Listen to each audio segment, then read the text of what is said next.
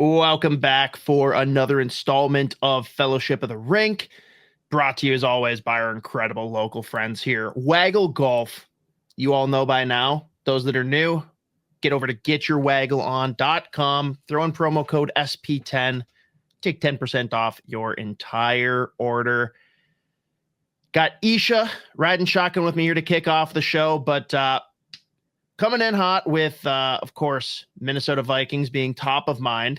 Got to address some of that after a very weird Monday Night Football game.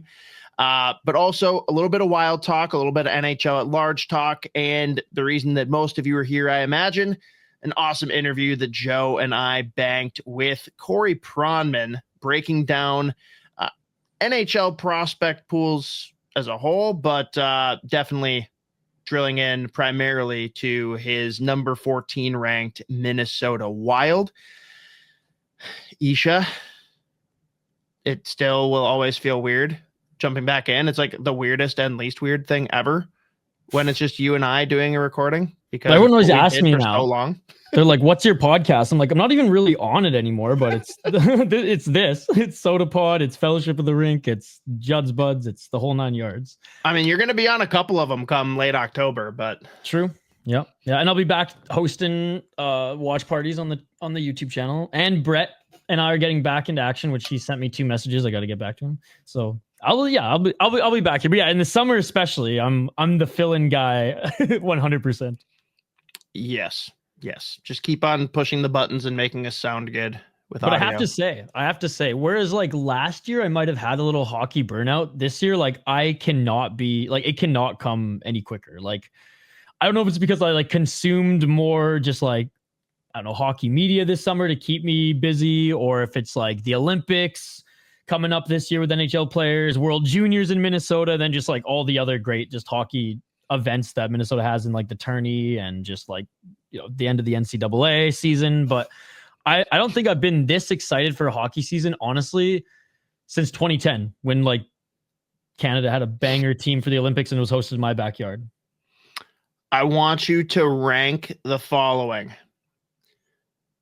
Canada winning gold at the Olympics, Canada winning gold at World Juniors here in Minnesota, and Vancouver Canucks, I won't say winning the Stanley Cup, but Vancouver Canucks making the playoffs and at least winning a round. Okay, it's Canada gold, and it's not even close in but Olympics. There's 2 Canada golds. In Olympics. Okay. Oh, see, I thought you might throw me for a loop and go with World Juniors instead of Olympics, just because it has been bad. That's the reason. That I was just saying that's like the context, and like Canada, not even just up against the States, which they haven't looked great up against the States, but just like Canada in the Czechs. Yeah, I was just gonna say Canada in general has looked like ass. They can't be fucking Latvia or the Czech Republic, or Czechia. So yeah, close, but no dice there, Hoppy. I'm going with Olympics.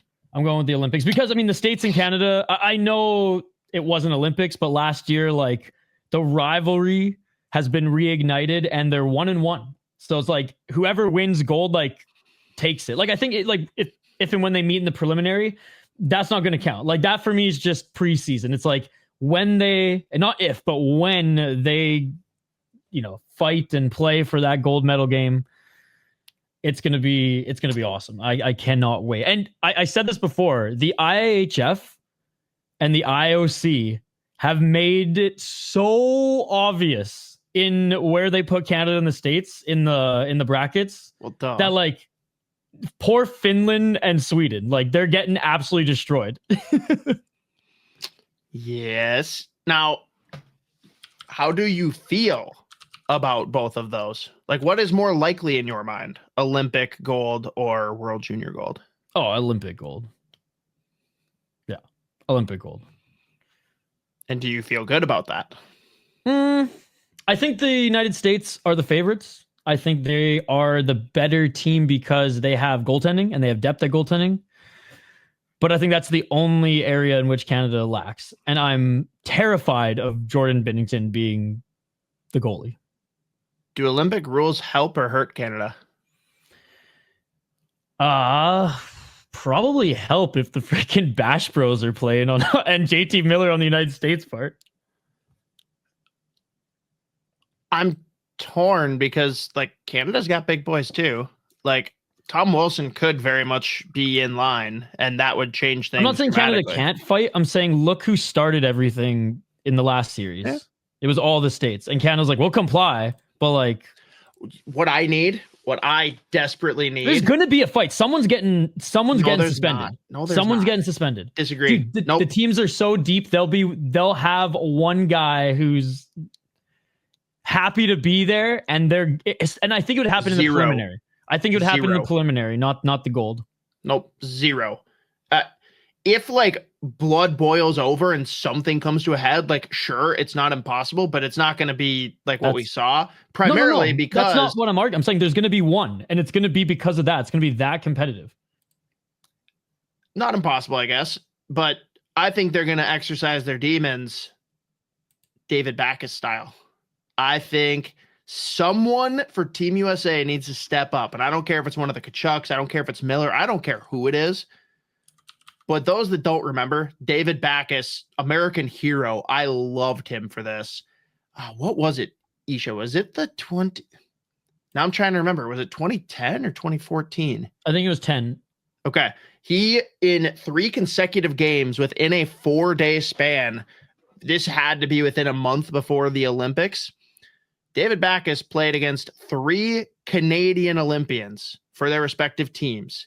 It was Rick Nash, Corey Perry, and Jonathan Toews, and he fought all of them and beat the piss out of all of them, with the exception of Perry, because Perry can throw. But yeah, absolutely, like, poor Jonathan Toews. Like, I think that's why he had to go out and spend time with monks these past couple of years. Say, isn't he like a David pacifist now? Damage. Yeah, but like that set the tone in a very similar way to what we saw at Four Nations. I'm very interested to see like how the schedules line up leading into the Olympics. Just like, are there any like big matchups for like US guys versus Canadian guys where maybe we see a little early taste of some of that hatred? Note that can be something either like Mateo and I maybe even throw up on YouTube, do a little breakdown of that, because that's that nerd stuff that I love. But here, I got the groups up quickly before we move on. Because it's fighting. That's the only reason. Well, duh. I'm not gonna try to hide it. I wasn't watching anything or in the first half of the friggin' football game yesterday. I was watching MMA highlights and lacrosse fights from the opening or from the WLA finals. But anyways, Group A: Canada, Switzerland, Czechia, France. Okay, like Switzerland's pretty good. Czechia's good. France, Canada, and Czechia. That hasn't been great. Junior, U20. Like that's junior, okay. U20. France. The only reason France is there is because Russia's not. So, Group B: Finland, Sweden, Slovakia, and then Italy. But like, wow. Dude, yeah. And then Group C. Also, hang on. How disrespectful to put the host country in the bloodbath region. I know. But maybe Italy was like, look, we just don't want to play the States or Canada. So, and they're like, all right, well, here you go. Can take second. Yeah. And then Group C: United States, Germany, Latvia, Denmark. Dude, we all see what they're doing here, and I love it. That's like, I don't like that.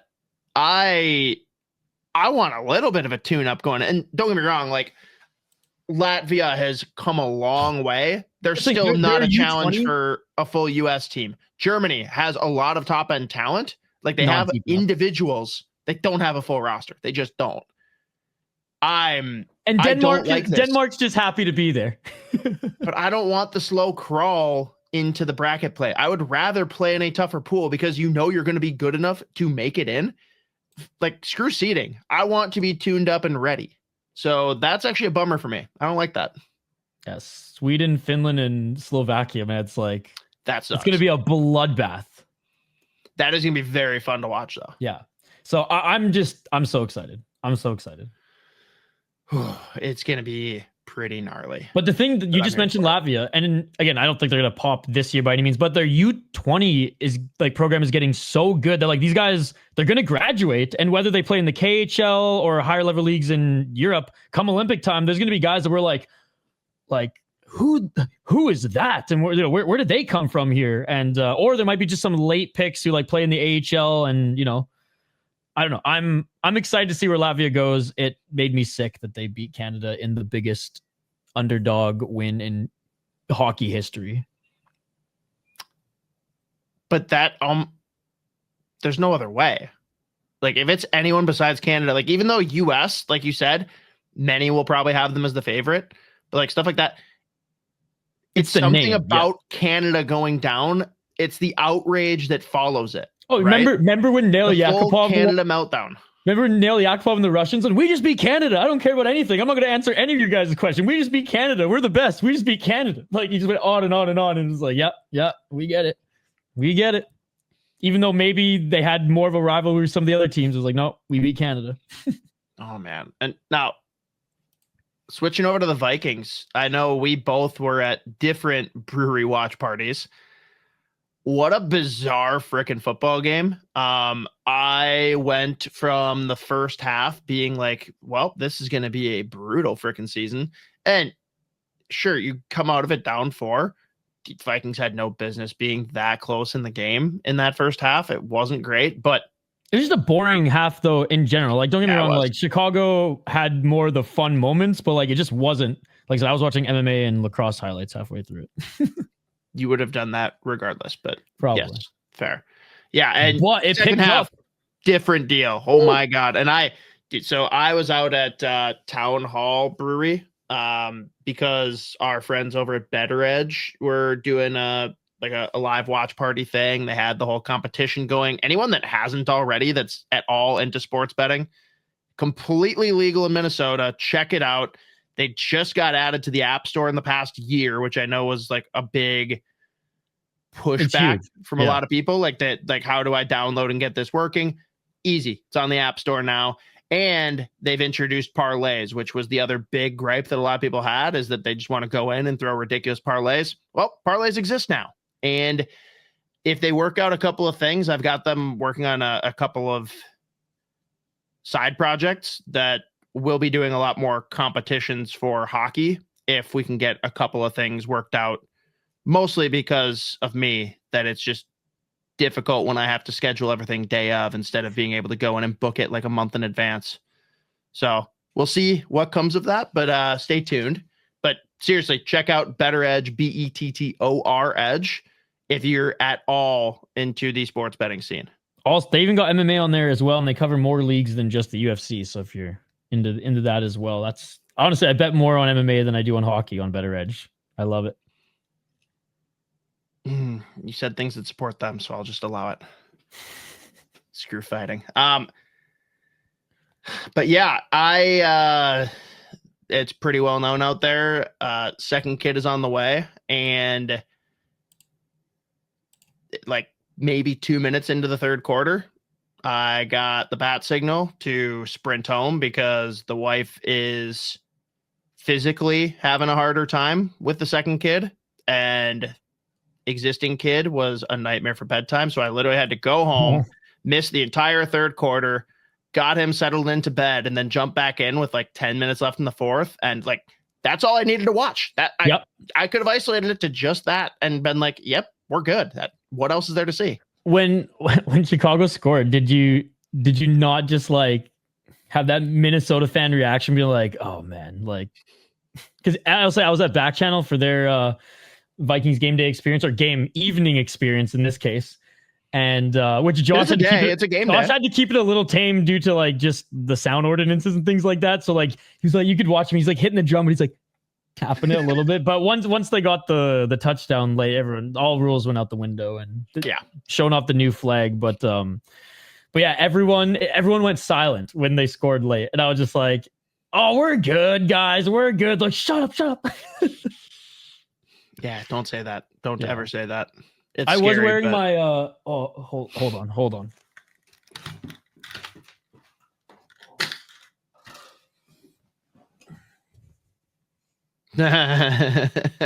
The purple and gold quick trip. Dude, I was beautiful. Representing, and I think I had the best shirt on there. I was wearing the Beer Dabbler one that says, "My team makes me drink." Ah, yes. Very nice. Classic. But yeah, coming out of that, it's going to be interesting to see what happens when they play the Falcons next week. But like, I came out with faith renewed. Can't say I've even looked ahead, but it was a fun second half. And since I now live in Minnesota, I am by proxy a Vikings fan. Skol, let's go, baby! I got all the fun things to show off. So if you guys are listening to this, go watch it on YouTube. Fashion show. Yes, Fashion show at lunch. I mean, look, I'm just a walking billboard. Waggle, freaking Quick Trip, Back Channel. Badass wood art. We got all of it. Yeah. Hey, you got the badass wood art too, though. Shout out to the Penguins. That's not what that is. Is it not? I thought it was wood. Oh. Nope. But we'll glance past that. Interesting update for the NHL, which of course I'm gonna go Debbie Downer here and be the eternal pessimist that I am with Minnesota sports. You just know that there will be an injury to a substantial player who makes a lot of money for the Wild. I don't know who. There's plenty of guys that fit that bill.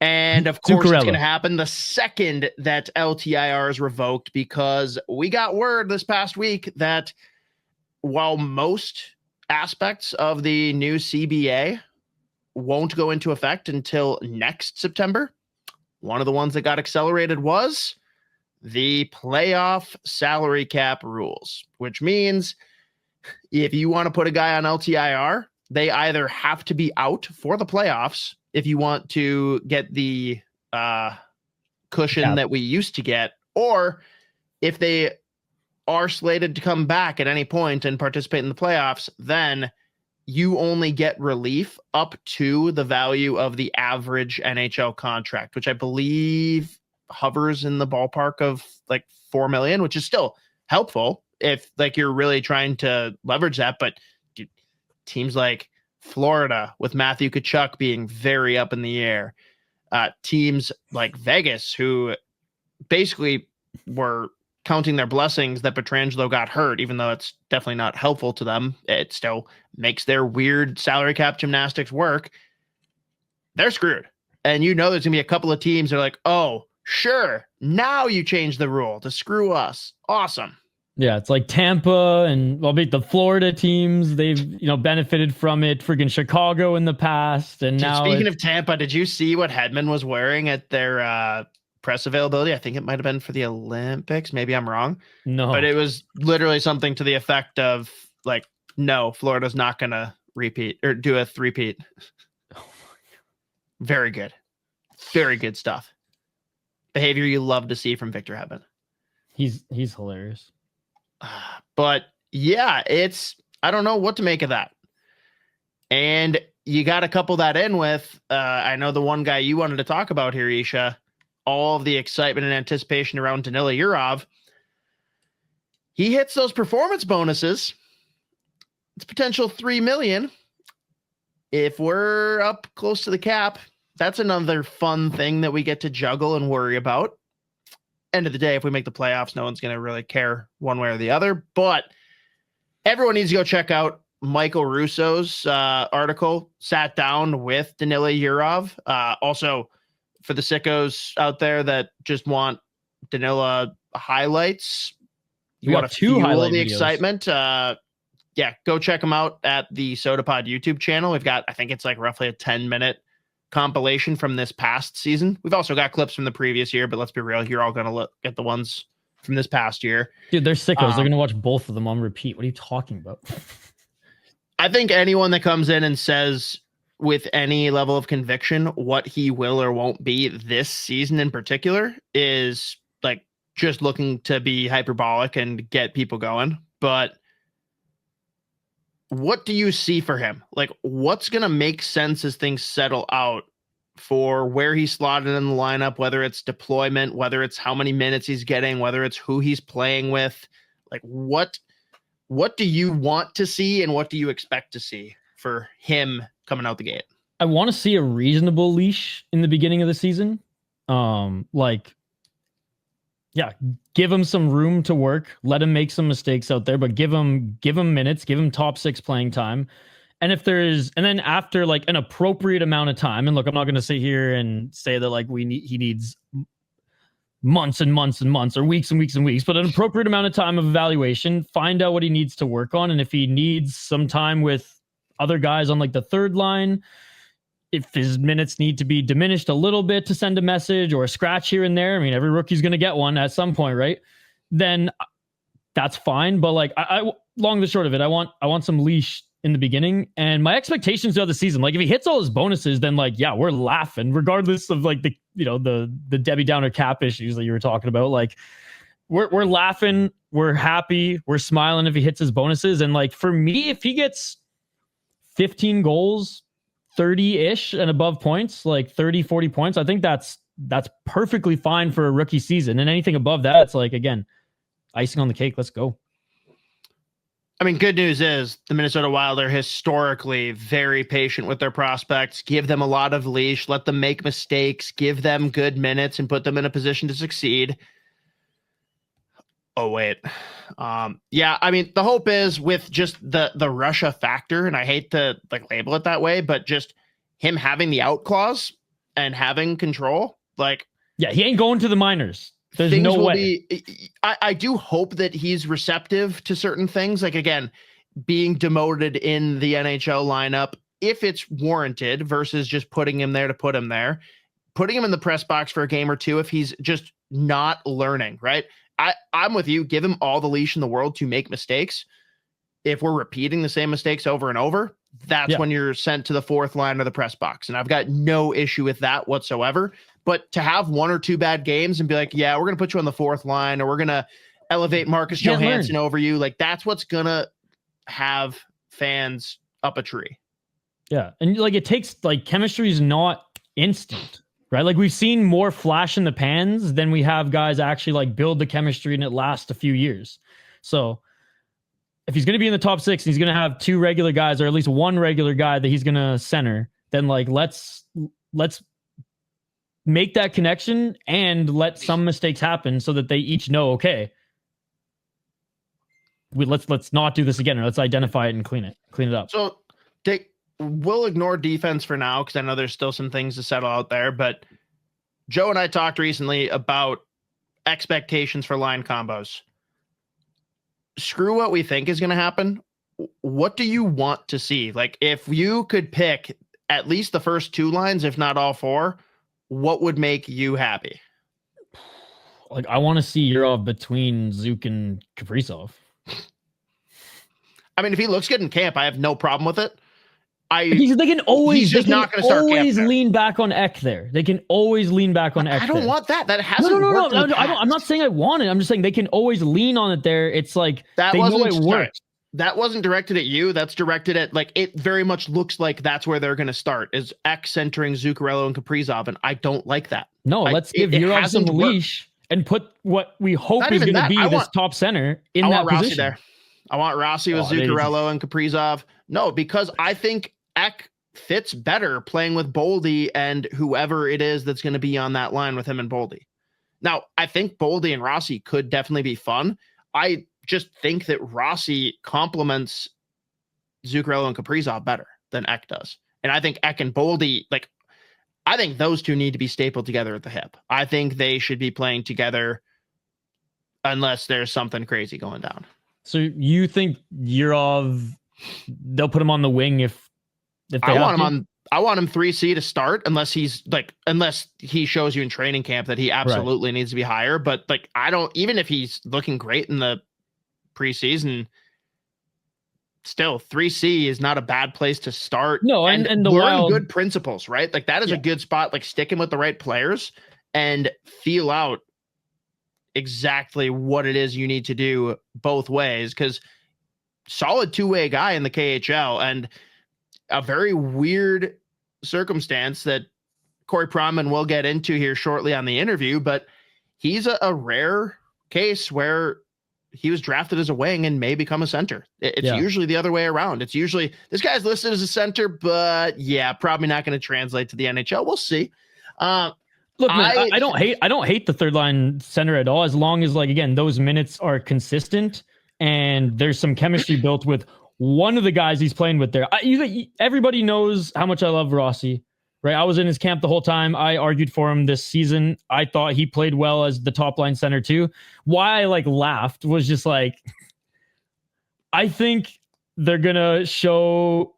I hope they're gonna show Yurov a little bit more love as the shiny new toy because based on how much, dude. I don't know. You should answer this question for me, just point blank. I don't need any more conjecture. Do you think Marco Rossi gets traded this year? Yeah. Okay, so why would you not polish up that shiny toy on the first line, get those stats going, and say, look at this awesome 3x5 contract we have here?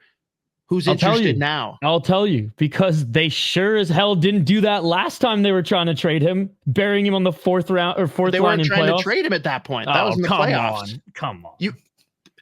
That was their last chance to showcase. The process of trading him. That was their last chance to showcase before they buried him there, and they were trying to move him. This is a dumb conversation because I completely agree that putting him on the fourth line was dumb. But I also think that the dumbest thing you can possibly do is play a guy in the postseason based on trying to boost their summer trade value. That is moronic. Do I think that the Wild assessed it completely wrong and would have been better off with Rossi higher in the lineup? Yes, I do. But if they truly believed that he should be on the fourth line, you don't put him higher in the lineup because you want to make him look better for a summer trade. That's just stupid. Again, I have to see it to believe it at this point because their track record is telling me that they.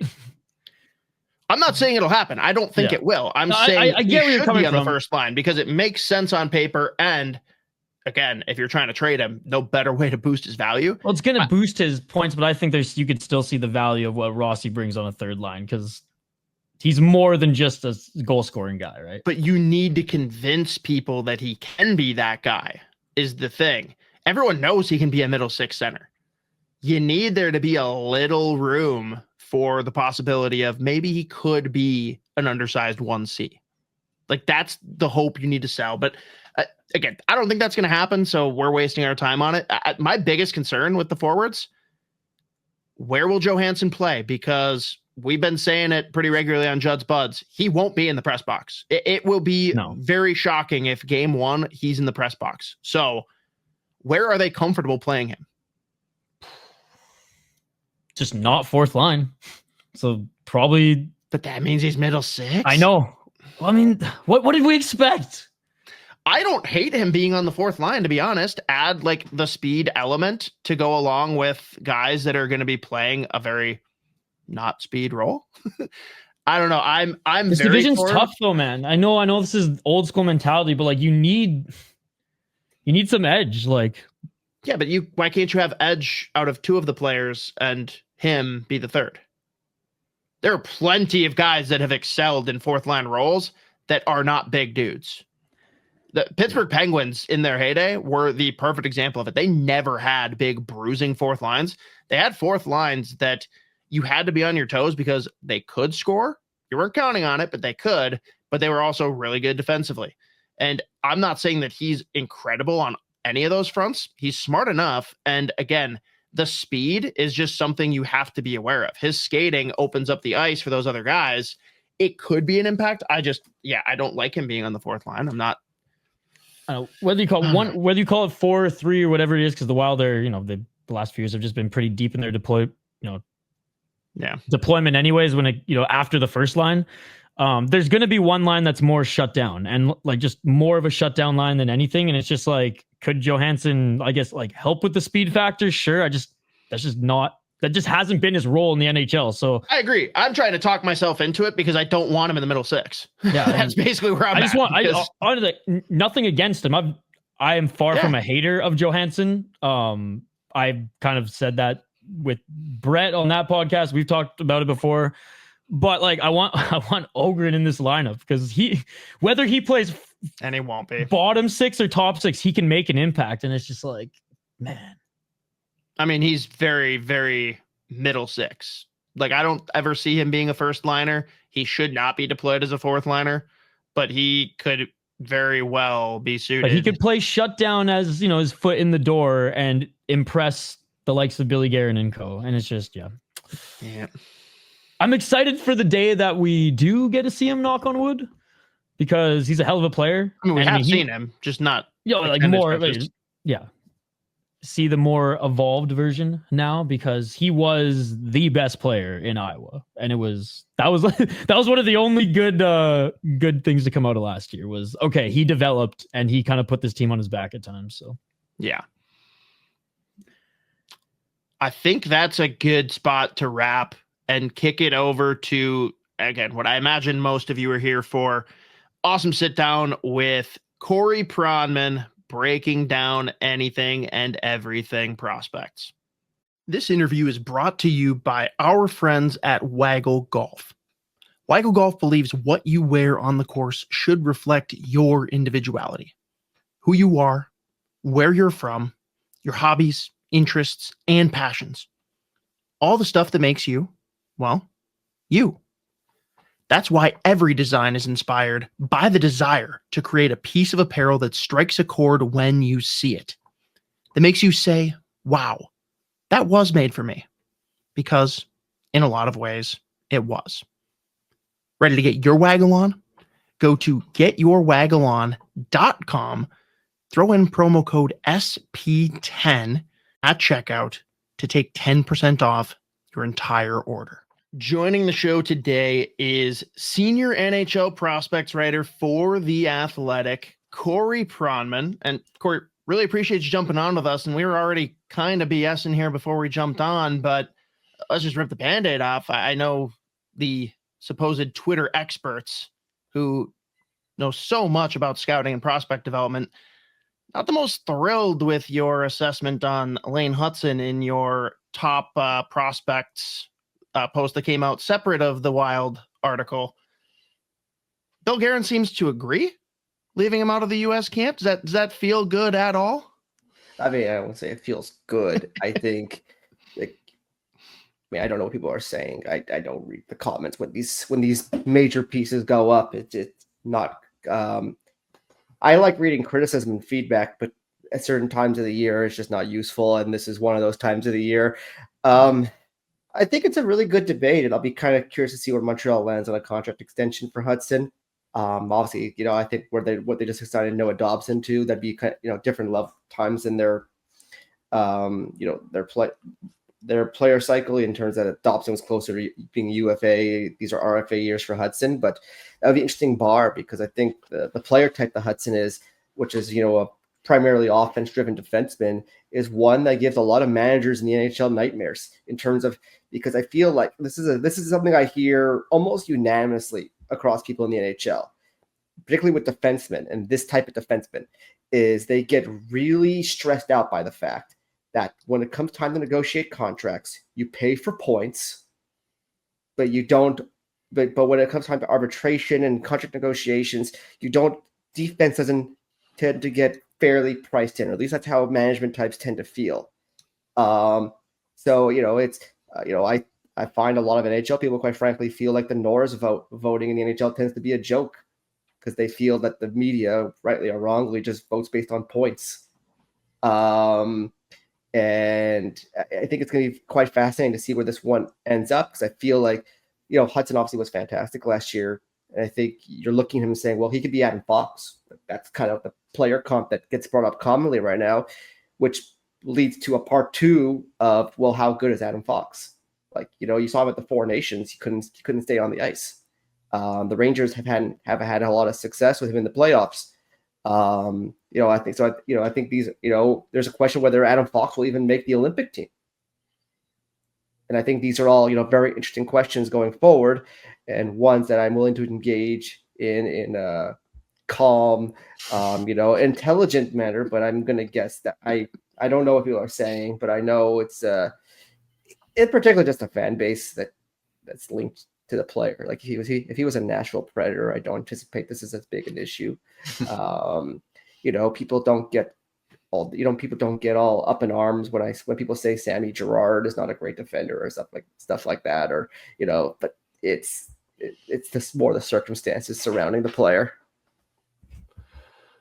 Well, as you saw, the name of the podcast is Fellowship of the Rink, Lord of the Rings fans here. I wasn't sure if you're an LOR fan or if you had another nerd itch you like to scratch sometimes, your movie series, book series, anything you like to do that's kind of like off the beaten path.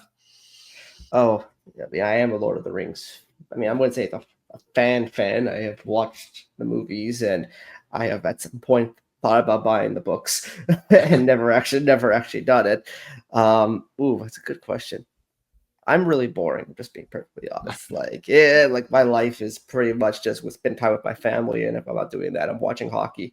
I when I was growing up, I was like a big Star Wars geek and stuff like that. And but like honestly, in the summers it's a little different. But when hockey season starts, every night from like 6 to midnight, 6 to 1 a.m., I'm watching hockey games. So I don't really have a lot of free time for those kind of hobbies, unfortunately.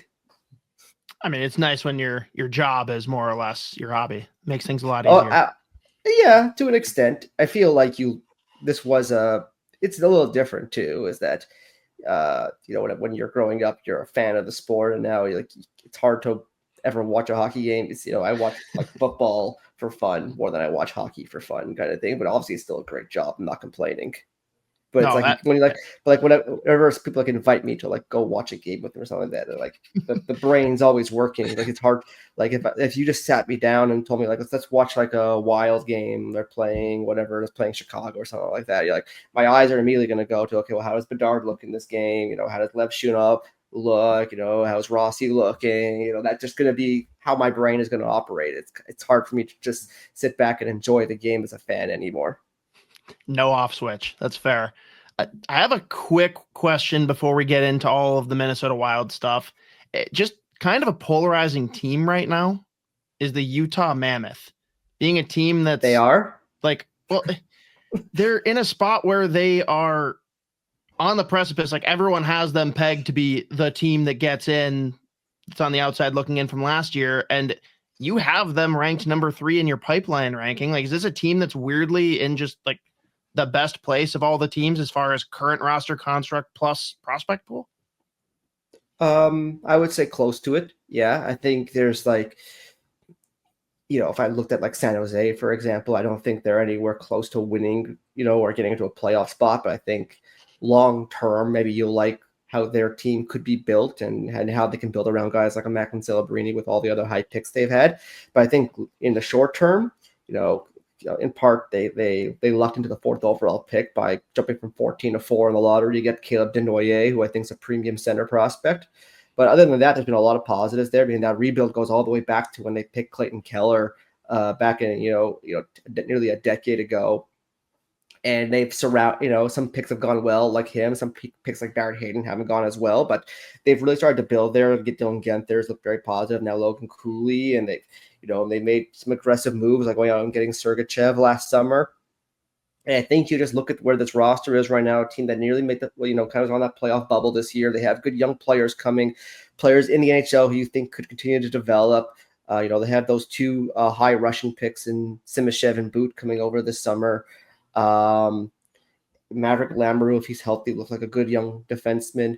I think this is a team absolutely pushing to get from the outside into trying to be a consistent playoff team in the West. You look at the Wild system. I know you've had them ranked 10th before. I think they're 14th in this year's rankings. You have some higher end guys that have had some down seasons.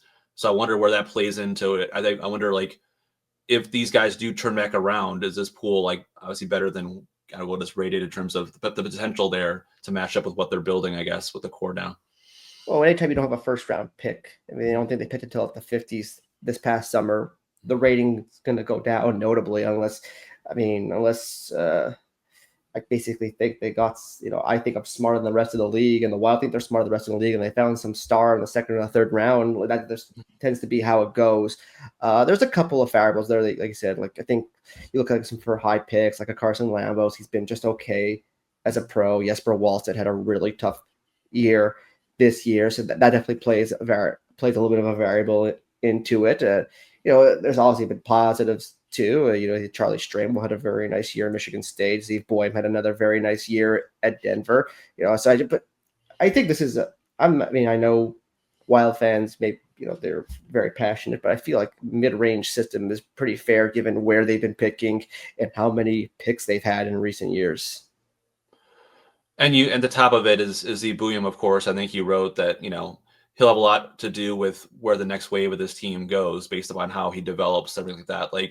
What's the ceiling for this guy, like in terms of points, or just terms of, is he like a cornerstone defenseman? Is he like an all-star? Is he a Norris candidate? Like where do you think he ends up fitting, I guess, in that realm of like that spectrum? Yeah, you hate to overhype a guy who was a 12th overall pick a year ago or 11th or wherever he went and put unrealistic expectations on a guy. But I think the world of Buium. And, you can go back in my writing. I don't typically give these high ratings out. I don't hand those out typically. Guys who I think could be impact players. But when I watch Buium, he brings you out of your seats with his talent. He's so skilled, so smart, so dynamic, great skater. Honestly, when I watch him, I see Rowinski. I see that guy at the same age. I'm not saying he is going to be an 80-point Norris contending defenseman for sure, but I think he has that level of talent. I think the question is never going to be his offense. Is going to be he's not super physical. He's not huge. He's a pretty good skater. I would say he's an elite feet guy, but I think the offense is just outstanding, and he's got some real true game-breaking abilities at the college level, the world junior level. He showed that he could really break shifts open and do so in a way that I think will translate to the pro level. And that's, I think you probably said this before, but so the size was the main reason he kind of fell to 12 at that point to the Wild, or kind of that. Yeah, that kind of. Yeah, and he's not small, but typically, most NHL teams want their D-men to be 6'2" or taller, especially if they're drafting premium picks. And if not, they want the offense to be special, which with him it was, and with Zane Parrick in that same draft it was. But there was a lot of really good defensemen in that draft, and big defensemen like Sam Dickinson, like Carter Yakinchuk, like Artie Lefshunov, like Anton Salayev. And so he kind of falls down a little bit just because I think people were worried a bit about just how the game would translate. And typically, you look at Florida for example. You don't hate to use one team as a copycat, but it's a general trend in the NHL playoffs that big defensemen tend to be how teams are built, minus some exceptions over the years in terms of their key players, like a Colorado. So I think that was a variable, but I talked to teams at the time who had him as their 1 or 2 rated defenseman in that draft too. And I think a year later they wouldn't shift from that. He's had another great year in college. And if you believed he had that star ability a year ago, I still think he has it right now. And you got to build around him in the right way. Because he's not going to be, your best shutdown player probably in the NHL. I don't think he's going to have a problem with it, but that's not what's going to be his calling card. You've kind of got to, get the right kind of defenseman around him. So, can you win with a team that has Buium and Spurgeon playing 25 minutes a night? Probably not, but could, guy like Brock Faber, can you find, maybe not a guy like that, but a really good, defensive player that can play in that top 4 with those guys? That's, I think, something that makes it more interesting. Yeah, we just need a younger Jonas Brodin. That's all we got to figure out. Well, that's kind of the tough part for the Wild right now is they have a good team. It's probably not like an elite team. They have a good system. Zeev's a fantastic prospect. They have some other good prospects. It's unclear unless Buium is just outstanding, which I think he could be. I think that's probably plan A here in terms of how you get this team to contending. Is this guy's just this guy's just like a rock star, and he takes you to the next level. But outside of that, I don't really see the plan here to get this team to the next level, quite honestly. Well, I think another guy that Wild fans are more curious about, and management are curious about that maybe he can help them get to the next level depending on how he pans out, is Danila Yurov. And a lot of curiosity because people really haven't seen it. You've watched a lot more than a lot of Wild fans have watched him because of where he plays and all that, making the transition to North America. They think he'll be a center long-term, whether he starts at center or not, we'll see, but you can very well see him anywhere from third line, second line, or whatever to start. But what's a realistic expectation in the NHL level for him with his skill set? And I know playing against men, of course, in the KHL, but it's definitely a big jump going from there to here. Yeah, I think he could be a top 6 forward. I think as a center, like maybe a 2C. Like I think it's going to be kind of interesting. I've never actually envisioned him as an NHL center when they drafted him. And usually you draft a center and then they go to the wing. Typically, it's pretty rare you draft a wing and they end up being a center. It's been an interesting development path for Yurov in that way, and how he's looked quite good playing the middle in the KHL. I don't know if his offense is so like off the charts good that he could be like a true like play impact top 2 line center in the NHL. I think that might be asking a little bit more of him. I think if he could be like a really good 3C, a really good second line wing, or like a fine second line center, that'd probably be my projection there for him. I think he's a really well-rounded player, good skater, high skill level, not super physical, but he works hard. He's smart, detailed player. I just don't think his skill can have some eye-popping moments, but I don't think like the offense is going to be truly special in this game. But I think he's got a chance to be a very nice player for them, and his success versus men could lend to that being quite immediate for the Wild. How was that transition? Go ahead, Scott.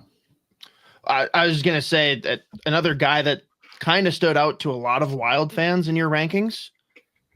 And for me, like we've always been supporters of Charlie Stramel. Everyone knows he had a big year this year after some pretty tough stretches there with Wisconsin. You said on the podcast, I tuned in, you labeled him as a middle 6 center. Is that where you see him now? Whereas a lot of people for a while were like, hey, this is a bottom 6 center. Like you're happy if he's a 3C. Like is middle 6 the label you're sticking with him for now?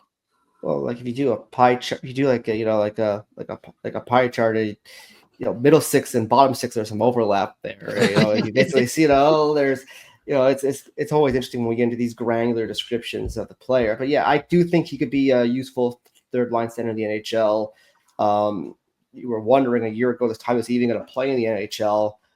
He was, his season at Wisconsin a year ago was nothing short of a disaster, quite frankly.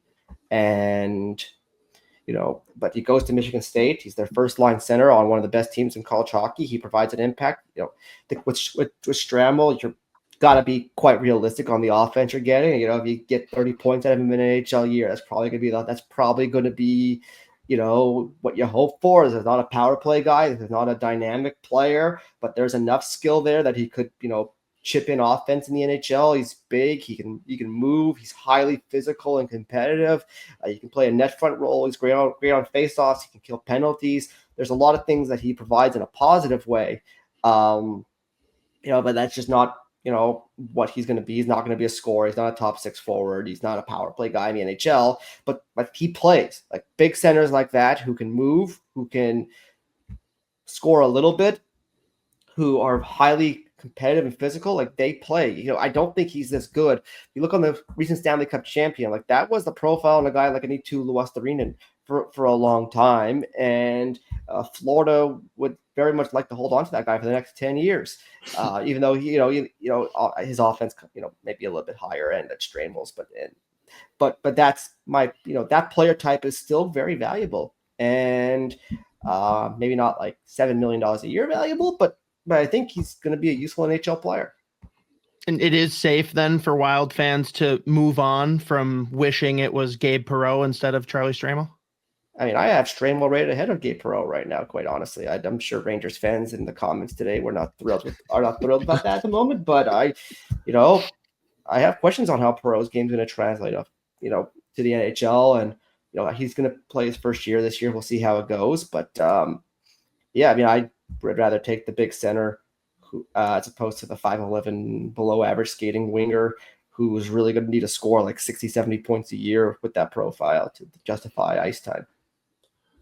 It typically takes longer for defensemen to develop, or unless they're the kind of the superstar caliber guys, especially with guys with size. And I wanted to get your thoughts on your vision of him in his draft year and kind of what you've seen. They're not going to give up on him this soon because he had a rough year and he had a lacerated spleen that ended his season. But what are some things you like about him that you saw in the draft year? What are some things that maybe missing that you didn't think had projected as much as you thought they would from when he was picked?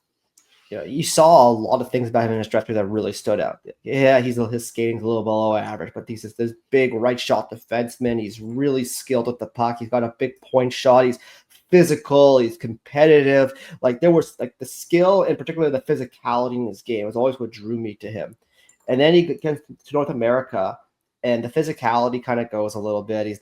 Coaches aren't trusting him defensively in the American League. But the offense is still there. And then this year, the offense just completely dried up. So you're looking at this guy and saying, well, what's his path to the NHL? What's his role? Is he a penalty killer? Well, he doesn't even kill penalties in the American League regularly over the last 2 years. Is he a power play guy? He doesn't really score. So like that's, it's been a very tough road for Jiricek. And this is a guy who I love. Like I thought he was a guy who could be a legit top pair defenseman potentially. There was some comps like an Aaron Ekblad type when he was coming out, and I thought that was reasonable. It's been real tough for him, but I still think you got to see how he does in a full year in the organization. Let's see if the offense bounces back. Let's see, now that he's gotten out of Columbus, which he didn't want to be, and obviously some things didn't work out there. You can blame the team or the player or a combination. I'm willing to see how a full year in Iowa goes for him, or whether he plays with the Wild at some points or not too, before we start getting too conservative on the fact that he's not going to play, because I still think he's too toolsy not to at least make it to the NHL. It feels like he needs a little bit more of like identity, I guess, or what they see from him, right? Like you want to be like, okay, this is your path, be this guy, and everybody can be the offensive defenseman. They're not only want so many power play slots to have, and Buium's going to have one, and Faber's going to have one, right? So they're not power play is not an option really there for him. So it seems like he's a guy who maybe needs more of a niche or like a carved out. Yeah, and he used to be like this super physical, nasty defenseman to play against, and I think he probably needs to find that again, so that he can say, okay, he's going to be a D zone guy, he's going to be a PK guy. Like that would be, I think, a path for him to being a full-time player on the Wild. Yeah, and you talk about things working against Jiricek. I don't think there's a player in this pool that had more going against them than Jesper Wallstedt last year. And I know you've pointed out like there's certainly some holes and reasons for concern, but how do you balance like what you're seeing in his game versus everything else that goes into this, between the mental gymnastics of we're going to have 3 goalies in the NHL this year, and let's be real, a pretty subpar Wild roster down in Iowa? Yeah, I mean the roster wasn't good, but I think even the player himself would admit he wasn't very good this year. Like, I mean, whether you just look at the numbers when you watch him play, or just felt like anytime there was a scoring chance around the net, it was going in. It felt like it was ugly at times for him in Iowa. And like here's kind of the issue with Wallstedt is when he was coming up, you never watched Wallstedt, whether it be in Sweden or even in the American League when he came over, and it was still pretty good right away. Is like he was never like this outstanding athlete. He wasn't like the 6'4", 6'5", twitchy goalie who you looked at and you thought, well, like he's so skilled, he's so talented, he's just a little raw, he's got to figure it out a little bit. It was always like, well, they got this really structured, really intelligent goalie who just squares up a lot of pucks and always seems a step ahead of the play, and that's what gets you excited about him. So you're not looking at this guy saying, well, the tools are so good, it's gonna, give him some time. It's like, he's always kind of been a heavy guy, not great side to side. So you always just said, well, the stats are so good and he looks so polished. Like it's just it's going to translate because he's just everywhere he goes, he stops the puck. And then this year he really didn't stop the puck. So you're looking at this projection now. You're wondering, well, what are you banking on here? And the reality is you're banking on the fact that in prior years, you thought he was the super smart, polished goalie, and kind of hoping that what you saw these last 12 months was not really the real player. I don't like to throw out data. I think you got to balance all the information. And that being said, I still think he's going to play because everything I've seen in the past has suggested to me that he is going to play. I do think expectations, though, may need to be tempered unless he really turns it around this coming year and shows you a lot of what he displayed in prior seasons. Has some fan questions I want to throw by you. And speaking of Wallstedt, who would you rather have start for you, Kosa or Wallstedt in the same draft Kosa. year? Yeah. Kosa, just better athlete. They're giving him some time, obviously, to marinate as well. Yeah, I'm not saying he's like anything special either, but I think there's just the traits there I think are a little bit more interesting. But it's honestly, it's gone back and forth. I think this time last year I would have said Wallstedt. And and in the draft, I would have said Kosa. And then a year after the draft, I would have said Wallstedt. So it's, ask me again in 6 months. So someone else asked, you had the section where guys who could make it. People wonder about Adam Bennick. Obviously, a guy who they feel is not say a steal, but a really valued player. If he were 6'1", he'd have been a top 10 pick or whatever you want to call it. Very undersized at this point. But where do you see him as a prospect and as it relates to his NHL future? I mean, he's like a 5'7" forward who I think is very talented and very competitive. But I just don't see the special small guy traits. Like, he's a great skater. He's very, very smart. When I watched him in the USHL international level last year, I didn't think he was like a true game breaker with like elite talent that you wanted that size. Now, when I saw him when he was 16, I thought that. 2 years ago, this time, I thought he was going to be that kind of player. I didn't think his draft year was that great. Well, he's a guy people thought might be a top 2 round pick coming in his draft year. He goes in the 4th round or wherever he went. So, it's very similar to when they drafted Aaron Kiviharu in some ways too. So we'll see how Bennick's progression goes here into next season, how he does in the OHL. Like, I wouldn't call it unreasonable. People always, we mentioned the U23 list that is posted. Like, a lot of times, like, you maybe argue like 5 versus 50, there's a gap, and I push back on some things. But a lot of the time when people have quibbles, I'll be like, yeah, it's fine. That's reasonable. Like, if you want to put Bennick on that category, like, yeah, I mean, you basically just missed it for me. So, like, if we were on the same team and like we're voting and like, and you wanted to vote that way, like, I'd be like, yeah, if I'm outvoted on that one, that's fine. If you want to say, well, you should put him ahead of Stramel, I'll be like, yeah, okay, slow down there, buddy. Like, like that's there's levels of reasonableness that I think are fine. And if you're a Wild fan saying, well, he's so freaking talented, great track record, all this stuff, if he has a chance to play, like, yeah, sure, you might be right. Where are you on Hunter Haight and Riley Height in terms of? I think Haight's more well-rounded, like this with the skating, and I think there could be like a two-way game he has there. I think the question is that whatever he is, 5'11", something like that, like, is it special enough to do that? But I think like there's a path for him to be a 4th line or who kills penalties and stuff like that. Riley Haight is challenging because he's got tremendous offense. Like, his puck skills, his hockey sense are high end, but he's not big, not fast. His compete level's average. I think there's going to be major questions on, like, is he more than an American leaguer? Like, you don't see a lot of guys who make in the NHL who are not big and who are that size and are not fast. And if they are, they're like Jonathan Marchessault, who just work their asses off every shift. And I think for Height to make it, he's going to need to be that player. I don't think he's soft, but I don't think he's hard. And I think that's going to be the line for him, is he needs to be a hard to play against guy every single night with his athleticism. Is there anybody on that list, or maybe not on your list, that might surprise people with the Wild system? Like, I don't know if it's a Pionk or if it's Richie is a newer guy, obviously, in the system, but like, who are guys that maybe might surprise people? I like the Kipke guy they drafted in the 5th round this year. He was a re-entry, actually. Utah elected not to sign him, and I was quite surprised. He was one of the best defensemen in the Western League the last 2 years. 6'3" D-man with like pretty impressive skills. His skating is kind of an issue, but like, I was honestly, I try to be on top of things as much as I can. I don't want to pretend I know everything, but I try to be on top of the prospect world. But like, when the draft happened and they picked him, I was stunned. I thought, like, I presumed Utah signed him.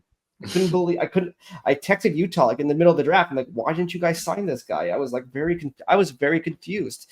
So that's one to keep an eye out, and one that's obviously a little bit older. He's probably going to play pro hockey this year, so we'll see how it goes with him. Fair. I don't even want to lead the witness with this question, Corey, but just general sentiments around CHL eligibility for NCAA hockey. What do you mean by that? Like, what are your thoughts on what this is going to do for hockey? Like, do you think it's a good development path? How does this impact your life as far as scouting these players too? Doesn't impact it that much. I watched plenty of CHL, watched plenty of college hockey, so that doesn't really change things that much. I mean, the USHL is getting kicked in the nads over this. That's probably the biggest one, because all the Canadians that would usually go there are leaving, and you even see a couple of guys, top players on the NTDP, going to play in the CHL right now. But I mean, for the most part, it's, I think the big concern was, is this going to really kill the CHL? Like, are they going to lose so many top talents that it waters down the league? And the answer seems to be no, because they're getting a lot of imports coming in now from both US and especially from Europe who want to go play college hockey, that it's helping their league. And there's, for the 16 and 17-year-olds that are coming in for those years. The Western League kind of got hurt a lot in this recruiting cycle, but maybe it'll be the OHL next year or whatever kind of thing. But the Western League lost a lot of top guys to college. But generally doesn't impact my life too much. It's impacting the lives of people involved in those leagues substantially. I mean, you're seeing, like, when I was at the Holinka Gretzky, I had never heard from college coaches in the course of a year as I heard from them that week, quite frankly, because they were so interested in these 17-year-old Canadians and Euros. When we're going to CHL games towards the end of the year last season, there were a bunch of college coaches scouting CHL players. Like, it's just some new things happening. Doesn't mean it's bad, but it's very new. Do you think many kids bounce back before the January 10 cutoff? Yeah, it's possible. I presume not the top kids, but it's no. I mean, there's plenty of kids who come out of like the USHL or whatnot and try going to college and doesn't work out very well, and they go back. So it's not really much different than that. I do think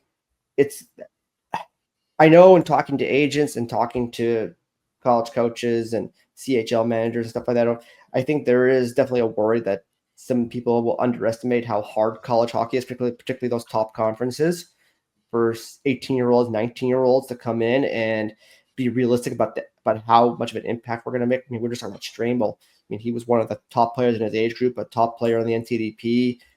He goes into college in his draft year. It goes just okay. The after his draft year, it goes terribly. And he's a good player. This guy, I think, he can play in the NHL. College can be very difficult for a lot of kids. Okay. Well, kind of hard to not bring the name up since he's on the jersey behind Scott's there, Marco Rossi. Obviously, you've kind of followed him since before his draft year, but is he kind of reached where you thought he would end up in an NHL player, or is there another level for him to get to that he's already shown in kind of his time? I think he's around there. Like, I thought he'd be like a second line center, and whether Minnesota agrees with that assessment or not, or I mean, I know there's been a lot of, I'll say there's been some discourse about Rossi over the last few months, but I mean, he's been a highly productive player. He showed he can play center, even if it's not the level that maybe some people would want it from him. I think he's shown that he works hard. I think he also shown he has limitations. He's not big, he's not fast. I wouldn't call him a true play driver by any means. I think he's going to be I think he's a very good player. You redo that draft, he's going like 8 to 13, 8 to 14, like somewhere in that range still, like where he got drafted. I don't think he's a steal by any means, but he's a very good hockey player. He's probably not a premium player, but that's not really what I expected of him either, to answer your question. Fair.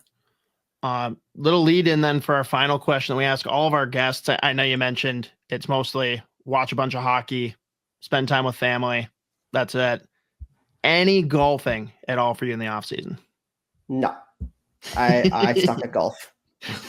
I'm right there with you. It's not for a lack of trying. I've tried. I just have like no hand-eye coordination. It's just not the thing for me. I just don't have the patience for it. I can't. I definitely don't have the patience. I absolutely don't. Like, I'm a workaholic. Like, I spend all day on the phone checking scores, watching things. Like, I absolutely could not do what is a full round take, like 10 hours, something like that kind of thing. It's like 3 or 4 hours, unless you're really bad. But yeah. Okay. Yeah, for me, maybe 10. Okay, even 4 hours. Like, I would not have the patience to do that kind of thing. I could barely watch like a full baseball game. All right.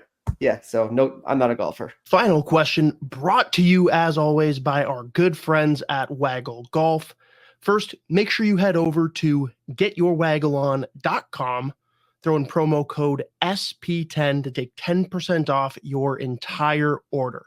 Want 3 names? It can be celebrity, athlete, dead or alive, anyone. Name 3 people that round out your dream golf foursome, or really just 3 people you want to sit down and spend 4 hours with.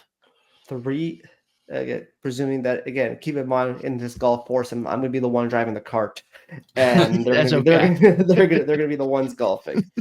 Oh, would start with my favorite hockey player of all time, Peter Forsberg. I'd want to pick his brain a lot. That'd be a good place to start. I just for selfish reasons, because I've always found whenever I've talked to him, he's been just a wealth of wisdom for me in my career. Bob McKenzie, just an outstanding person to deal with, and so kind and knowledgeable. Let's see, for a third person, just because we need some lightheartedness on there. I'll put some like Jerry Seinfeld on there. Okay, Nice. I mean, that's a pretty good group. Got the Bob father and all that, and then you got it's a good mix. And even if it's not golf, you could be doing something else. You could be not golfing, you could be somewhere else and having beers at a bar somewhere, right? So there you go. But yeah, no, thanks for joining us. I know you obviously are busy most of the year. I'm glad you had to get away for your honeymoon there in Europe. Congratulations on that, and we'll talk to you soon. But thanks for joining us. Thanks, Joe. All right. That is a wrap for this week. Again, you should all be going and checking out Mike Russo's article on Danila Yurov. You should absolutely check out our YouTube video with full highlights on Danila Yurov from this past season. Go to the SOTA Pod. I'm pretty sure it's one of our top. I think it might be pinned, to be honest. Yeah. But check that out. And then, of course, if you want to get any more into the weeds on prospects, specifically with the Minnesota Wild, the Judd's Buds playlist on YouTube is there. We've had a couple of different instances of Scott Wheeler jumping on Fellowship of the Rink. We had Chris Peters a couple months back. Plenty to get into there. And it's interesting to hear different perspectives because Corey here definitely is the outlier of that group of three. They do their podcast over on The Athletic as well. And clearly Pronman's the one that cares about size. And it's funny because people will come at him for it. Like, he's got a good point. Like, historically, there are reasons that you want to draft bigger guys because they have a better chance of succeeding. Doesn't mean that the smaller guys can't. No. But I understand where he's coming from when he's evaluating guys and doing that. But very thoughtful guy, like very deep and detailed. And if anyone's curious about some of the other prospects in the league too, like he did this for every single prospect pool across the NHL.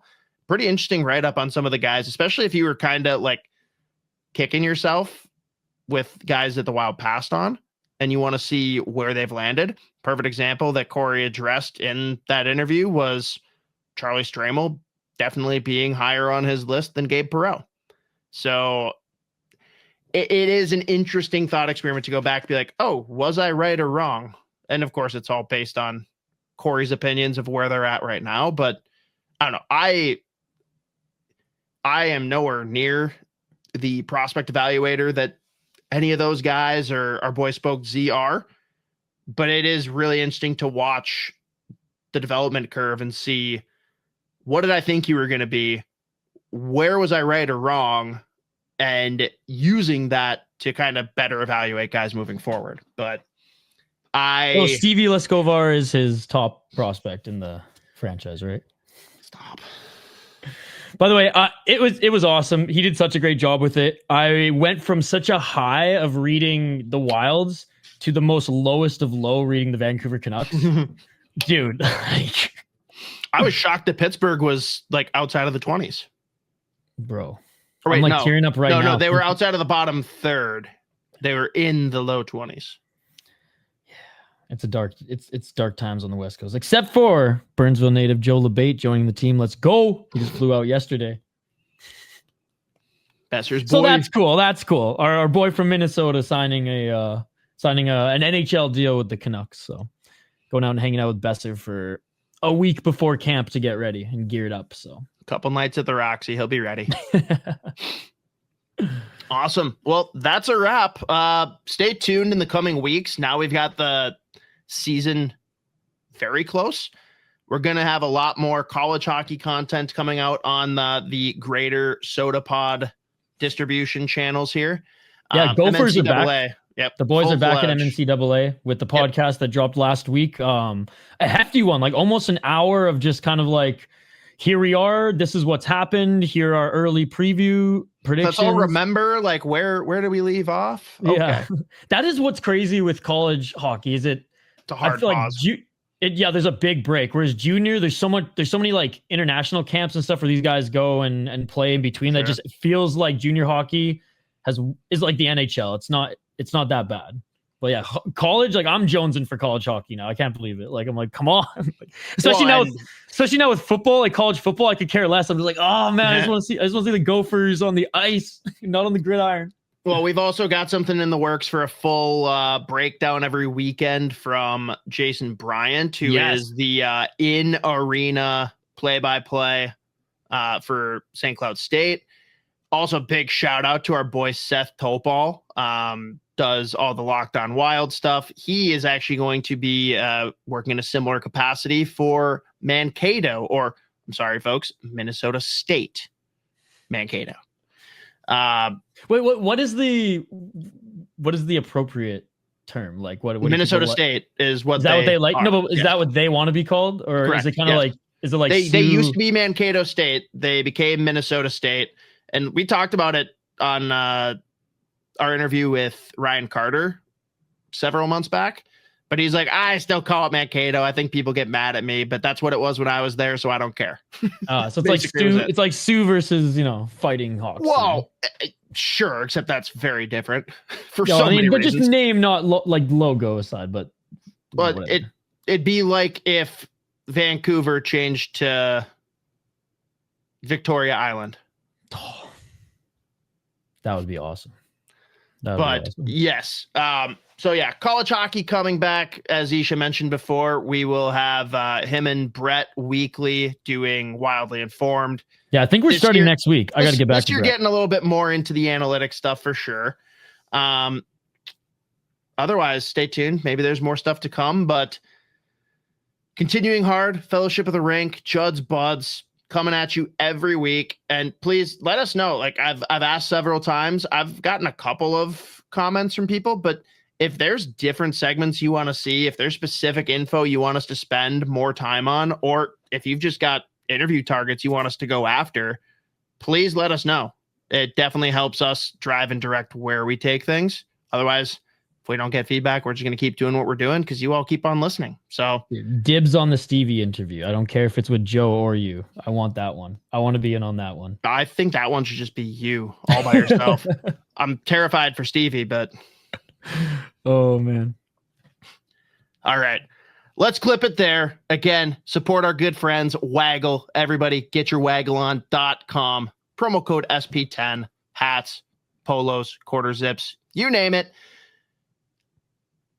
But next week, things get fun again. Training camp starts. We get to really work the rumor mills and just come up with unhinged thoughts online, because I know that's what all of you sickos long for. Until then, I'm locked and loaded for the fun takes too, depending on how stuff plays out. So terrifying. So just wait and see. All right. Stay classy, state of hockey.